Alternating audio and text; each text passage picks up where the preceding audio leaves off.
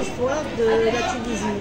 Ma grand-mère était une femme qui était très belle, brune, aux yeux bleus, et elle avait un amoureux. Et elle a laissé son amoureux, on ne sait pas pourquoi, elle a épousé mon grand-père, papa Gaston. Le monsieur qui était amoureux d'elle, il s'est suicidé tellement qu'il était malheureux. Oui.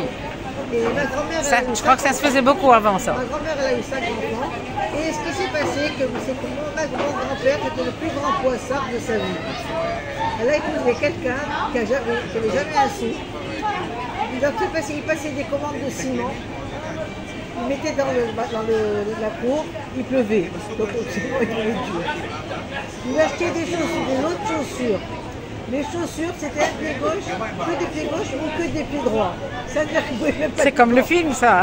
C'est comme le film avec les Ossements. La même chose. Une fois, il a acheté. Mais il aurait pu être riche avec cette histoire-là. Une fois, il a acheté un lot de chocolat, il voulait les vendre. La fondue. Le chocolat, il était blanc. C'est-à-dire ma mère, ma tante et ses deux frères, ils ont commencé à prendre un chiffon, ils ont essuyé tous les chocolats et ils reprendre un chocolat. C'est-à-dire tout ce que mon grand-père faisait. Il était poissard, quoi. Il était poissard. Poissard. Je ne sais pas comment il a fait pour gagner sa vie. Le pauvre. Et à un moment, dans le stade de sa vie, il a vendu la halwa. C'est là où il est devenu riche. À la fin, quoi. À la fin. C'est-à-dire quand les gens, ils ont grandi, donc ils ont galéré dans toute leur vie et tout. Mais malgré tout, ils ont mangé. Il les a fait grandir quand même. Ils ont mangé. Baruch Hashem. Tous, la vérité, ils ont tous eu d'instruction. Ma mère, elle a eu un très très grand diplôme, grand comme ça, en 1936. C'est important, le ça. certificat d'études primaires. C'était quelque chose avant. Ce certificat, je l'ai ramené de chez ma mère, qui est morte en 2000, et je l'ai ramené ici, je l'ai gardé, depuis la Tunisie, je l'ai gardé ce diplôme. Et moi, j'ai eu la caisse prix de calcul et deuxième prix de français. Voilà, c'est une histoire. Ça va?